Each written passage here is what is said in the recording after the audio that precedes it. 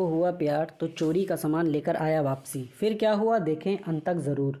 नींद तो खुल गई थी परंतु बिस्तर से उठने की हिम्मत नहीं हुई। थोड़ी देर लेटे लेटे सीलिंग को निहारती रही। फिर जब बेचैनी होने लगी तो बेमन से बिस्तर से उठ गई। स्टोव पर चाय का पानी रखने के बाद बेझिल कदमों से अखबार लेने के लिए मेन गेट की तरफ चल दी। फर्श पर पड़ा अखबार उठाते ही वह चौंक गई। पास ही एक सफ़ेद रंग का बंद लिफाफा पड़ा था। लिफाफे पर लिखा था सिर्फ अमृता दीदी को मिले। आगे पीछे ना कोई नाम ना कोई पता। डाकघर की सील भी नहीं थी। इतना तो तय था कि कोई व्यक्ति खुद यहाँ लिफाफा डालकर गया है। एक झटके में उसने चिट्ठी खोलकर पढ़ना शुरू कर दी। प्यारी दीदी नमस्कार, मैं ही वो बदनसीब चोर हूँ जिसने 3 दिन पहले आपके घर में सेंधमारी कर लाखों रुपए की नकदी और सोने चांदी के आभूषणों पर हाथ साफ किया है। पिछले 3 दिनों के दौरान हुआ घटनाक्रम तेजी से आंखों के सामने घूमने लगा। मैं जानता हूँ मेरा यह इकबाल जुर्म आपके गुस्से को सातवें आसमान पर ले जाएगा और थोड़ी हैरानी भी होगी कि एक चोर आपको चिट्ठी लिखने की हिम्मत कर रहा है। आपका गुस्सा होना बेहद लाजमी है। आपकी जीवन भर की जमा पूंजी चुराकर मैंने आपके और आपके परिवार के हर सदस्य के सपनों का हरण किया है। कल यानी घटना के अगले दिन आपके घर में हुई चोरी की खबर अखबार में पड़ी तो बड़ी शर्मिंदगी में अफसोस भी बहुत हुआ। इस करतूत से आपकी शादी निरस्त हो गई जो अगले महीना होना तय थी। ऐसा लगा मानो जिस बहन की शादी का सपना मैं बरसों से देख रहा था आज उसी बहन का नया संसार बसने से पहले खुद अपने ही हाथों से उजाड़ दिया। जी हाँ अमृता दीदी, मेरी एक बड़ी बहन है निशा। परिवार में हम 3 लोग हैं, माँ, निशा और मैं। अपना दुखड़ा सुनाने से पहले मैं कुछ कह देना चाहता हूँ। दरअसल मैं वैसा चोर नहीं हूँ जैसा आपने सोचा है। आपने ऐशो आराम या मेहनत से बचने के लिए मैंने ऐसा शर्मनाक और गैर कानूनी करते नहीं किया है। हाँ दीदी, मैं स्नातक और फिलहाल बेरोजगार हूँ। पिता का देहांत मेरे बचपन में ही हो गया था। माँ ने सिलाई कढ़ाई और घरों में काम कर हम दोनों बहन भाइयों को लालन पालन किया और माँ के बलिदान व जुनून की बदौलत ही हम दोनों स्नातक पढ़ाई कर सके। फिलहाल किसी छोटी मोटी नौकरी की तलाश में है लेकिन काफ़ी चपले घिसने के बाद भी नौकरी से महरूम है। बड़ी बहन की उम्र शादी के लायक हो चुकी है। उसकी आंखों में शादी को लेकर सजने वाले सपने मुझे साफ नज़र आते हैं लेकिन घर की आर्थिक स्थिति के चलते वह खामोशी धारण किए हुए है। मैंने और माँ ने बहुत प्रयास किए कि किसी तरह यहाँ वहाँ से पैसा उधार लेकर निशा की शादी कर दें लेकिन हर जगह दहेज और शादी कार्यक्रम के अच्छे इंतजाम की डिमांड हमें मजबूर करती रही। और फिर हम जैसों की मदद भी करता कौन है। बेटी की शादी ना होने से माँ भी दुखी रहने लगी है। माँ का दुख और बहन की घुटन मुझसे बर्दाश्त नहीं हुई।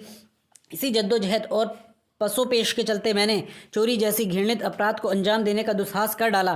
करीब 10 दिन अलग अलग घरों की रैकी करने के बाद आपके सूने घर में चोरी करने का मौका मिला और आपके घर से लाखों का सामान चुरा लाया। मैं खुश था कि अब धूमधाम से निशा का विवाह कर सकूंगा, उसके सपने पूरे हो जाएंगे। साफ है कि चोरी की बात मैंने तो माँ को बताई और ना ही बहन से जिक्र किया। हाँ, इतना भर ज़रूर कह दिया कि अब घबराने की ज़रूरत नहीं, अच्छा लड़का देखना शुरू।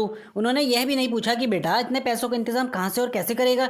शादी की बात सुनकर तो निशा का चेहरा शर्म खुशी से दपमक उठा था। उसकी खुशी देखकर मैं गदगद हो गया। पहली बार एहसास हुआ कि अपनी जिम्मेदारी और कर्तव्य का निर्वहन करना कितना सुखद और मन को आनंदित करने वाला होता है।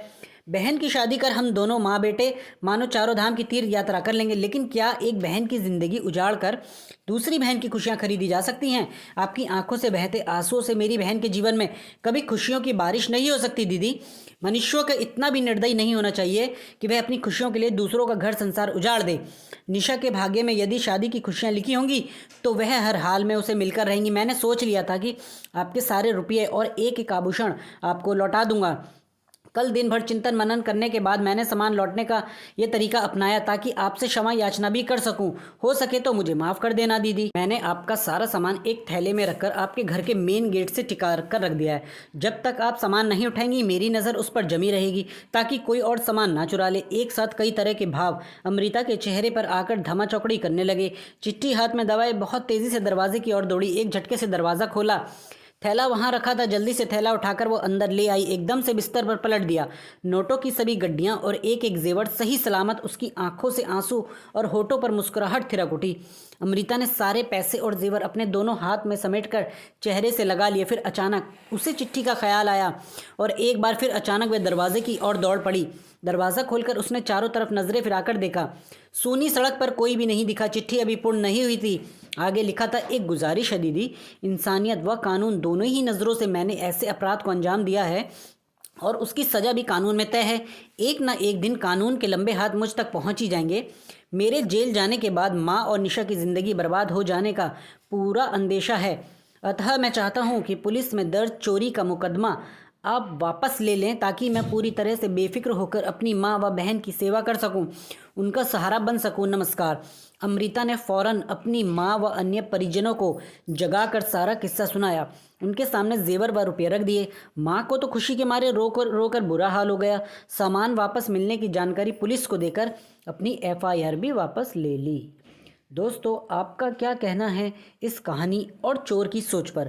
कमेंट बॉक्स में ज़रूर बताएं। वीडियो को लाइक और चैनल को प्लीज़ सब्सक्राइब करें।